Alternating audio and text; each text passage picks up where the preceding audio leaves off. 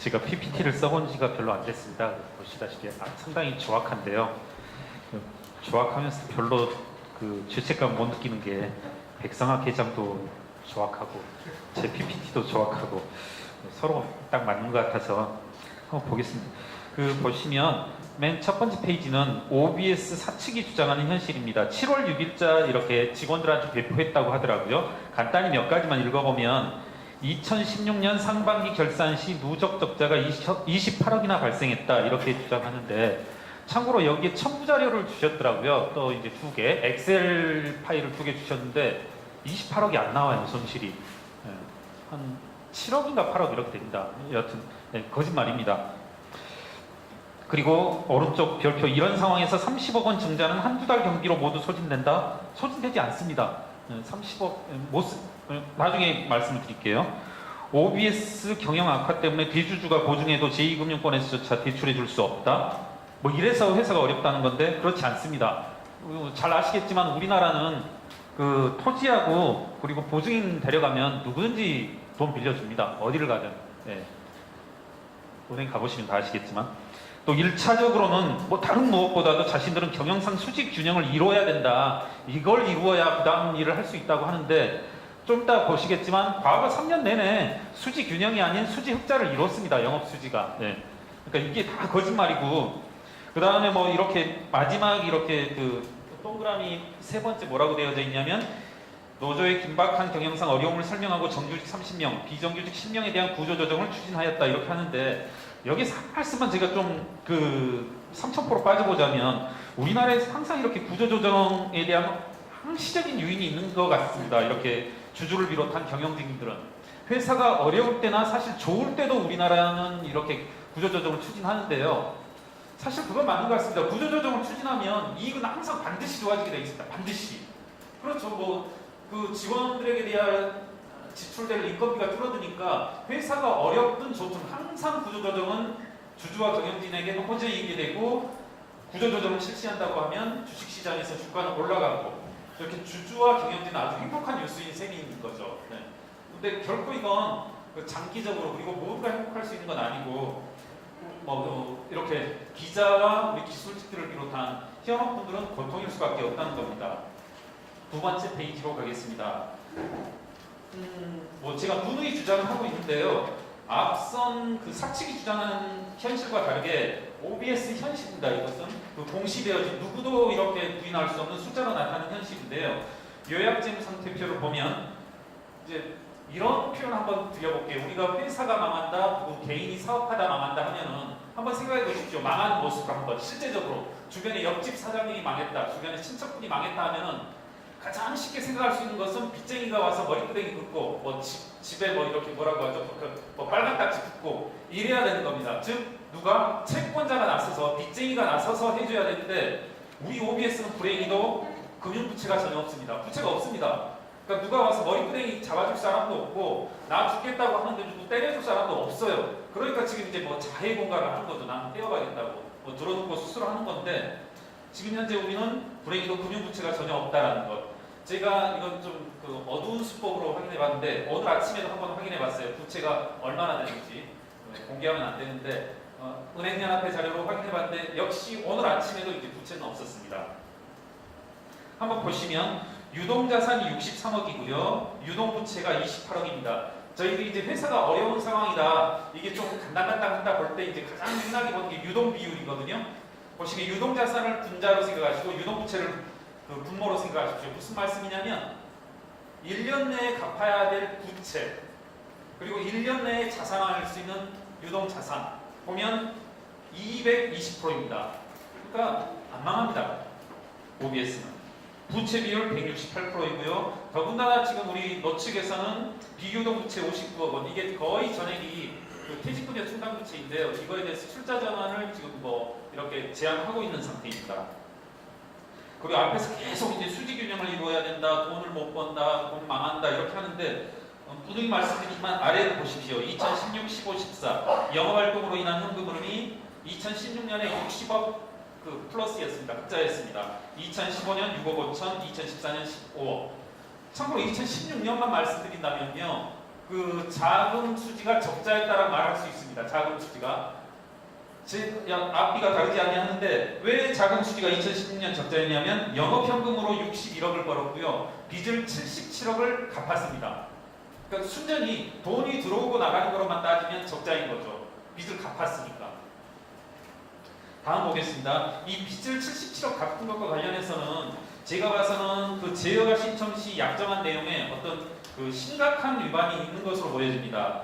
아래 첫 번째 크게 보여지는 표는요. 그 제어가 신청서 중 일부입니다. 제어가 신청서 272쪽을 보시면 먼저 한번 보겠습니다. 이제 그 조달활동, 운영활동에서 영업활동, 재무활동을 나눠놨는데요. 재무활동 보겠습니다. 재무활동에 대해서 일단 한 가지만 말씀드리면 영업활동은 좀 불가항력인 측면이 있고 그 다음에 예측 불가능한 이런 측면이 있는데 재무활동은 아니죠. 상당히 의도적인 활동이고 경영진이 이렇게 얼마든지 그 향후의 흐름을 조절할 수 있는 의도적인 그 개입이 가능한 그런 행위입니다. 그래서 이에 대해서 뭐라고 했냐면 일단 아래 칸 운용을 보시면 재무활동으로 인한 유출액은 없습니다. 계획상에. 그런데 조달, 증자로 인해서 한 10억을 드리겠다. 여하튼 향후 5년 동안 재무활동과 관련해서는 10억 정도를 끌어들이지 돈을 이렇게 외부로 유출하지 않겠다 이렇게 했는데 실제로는 제가 PPT로 하느라고 일일이 안 해왔는데 작년에 아까 말씀드렸다시피 77억을 갚았습니다.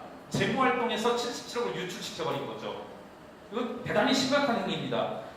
애초에 재무활동으로 10억을 조달하겠다고 했는데 77억을 유출시켜버린 거니까 이건 제가 봐서는 방통위원회라든가 이런 데서 좀 심각하게 좀 책임을 물어야 할 사안이 아닌가 그렇게 생각됩니다. 아래 보시면 이제 그래서 제가 정리해봤는데 애초에 계획상에서는 영업활동으로 플러스 6억 정도를 예측했고 하지만 실제로는 61억 플러스였습니다.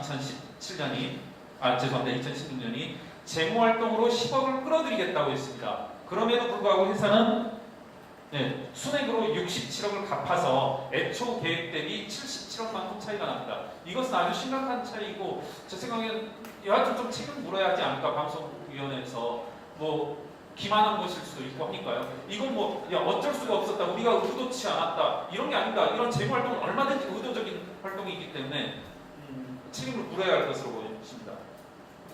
이제까지 제가 간단히 말씀드렸지만 회사는 결코 어렵지 않습니다. 계속 영업활동에서 돈이 들어오고 있고 하는데 만에 하나 회사가 자금 사정이 어렵다면 이건 이제 2017년 5월달에 또 협박 자료를 보낸 건데요. 참고로 또 보면 애들이 제가 알기로 우리 노조 측에서 계속 반박을 한 것으로 알고 있습니다. 이런 자료에 대해서 이 상단의 자료에 대해서 이게 좀 실제로 앞뒤가 안 맞습니다. 얘네들이 손익 자료와 그래서 하니까 2017년 7월 자료는 또 바꿨더라고요. 예전에 좀 그 협박 수치를 좀 낮췄는데 얘한테 한번 보시면요. 이거 쭉 그 얘네들이 제시한 그 자금 스케줄입니다. 죄송합니다. 일어나서 설명을 드릴게요. 이거 회사라면 이런 표 아주 많이 작성합니다. 그 웬만한 눈, 코, 입이 있는 회사다 하면은 이런 표를 작성하는데요. 그 주변에 회사를 운영하시는 분들 있으면 이런 표 하나 만들어주면 또 좋아하고 정상적인 회사라면 다 만드는데 쭉 한번 뭘 한번 보셔야 되냐면 여기가 마이너스 되는 걸 한번 보셔야 됩니다. 쭉 한번 보시다가 지금 빨간 글씨가 마이너스인데요. 기말 현금이 마이너스이다. 한번 보실까요? 기말 2017년 2월 말에 12.9억 원의 현금을 가지고 있을 거다. 5월 말에 20억이 가지고 있을 거다. 9월 말 됐더니 7억 6천이건 이제 소진된다는 거죠. 7억 6천이 현금이 모자랄 거다. 이런 말씀이거든요. 뭐로 했더니 영업활동으로 7억 6천이 현금이 고갈될 거다. 이럴 때 경영진이 취할 수 있는 행동은 뭐가 되겠습니까? 아주 단순합니다. 7억 6천이 모자랄 것 같으면 이때 정도 돈을 빌리면 됩니다. 이게 남의 일이라고 이렇게 쉽게 말하느냐 하는데 남의 일이니까 제가 잘 보이는 거죠. 제 기억 또는 트라우마 있는데 쌍차를 제가 예를 들면 쌍차가 이제 2008년에 이제 그런 일이 벌어졌었는데 쌍차 때 예를 들어서 기아자동차와 삼성자동차입니다. 기아자동차를 예를 들어볼게요. 기아자동차가 쌍차가 그때 망했다 하는 시점 2008년에 1조 원 정도 차입을 했습니다. 왜? 돈이 모자랄 것 같으니까. 차입하는 건 기업에서 부끄러운 활동이 아니고요. 경영진이 당연히 해야 되는 활동입니다. 그래서 7.6억 원이 모자랄 것 같다 하면 어떻게 하면 되냐면 30억을 이때 정도에 증자를 약속했거든요. 사실은 증자하거나 차입하면 되는 겁니다. 하면은 모두 다 플러스가 되는 거죠. 이렇게 당연히 경영진이 해야 될 활동만 하면 모든 일이 해결된다는 거죠. 그리고 더군다나 얘네들은 그 과거에 2016년에 77억을 또 갚기도 했으니까요. 간단히 해결될 일을 이렇게 어렵게 하고 있고, 마지막으로 하나만 이제 점검해 보겠습니다. 얘네들이 지금 이제 마지막 주장을 뭐라고 하고 있냐면 자기들은 돈을 빌릴 수가 없다. OBS 경영학화 때문에 대주주가 보증해도 제2금융권에서조차 대출해줄 수 없다고 하는데, 사실은 아까도 말씀드렸지만 77억을 갚았다는 말은 그 이전에 77억을 빌리고 있었던 상태이니까요.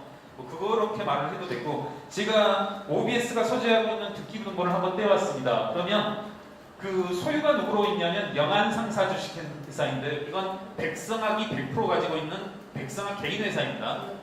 100% 지분을 가지고 있는 백성학 씨라고 생각하시면 됩니다. 백성학 씨가 가지고 있는 땅에 보시면 누가 돈을 빌리고 있냐면, 보십시오. 저기 소유자이고 죄송합니다. 아래쪽 죄송합니다. 제가 그 부분 아는데 여기가 저기입니다. 자일대우버스하고 클라크가 돈을 빌리고 있습니다. 이 땅을 근거로 해서.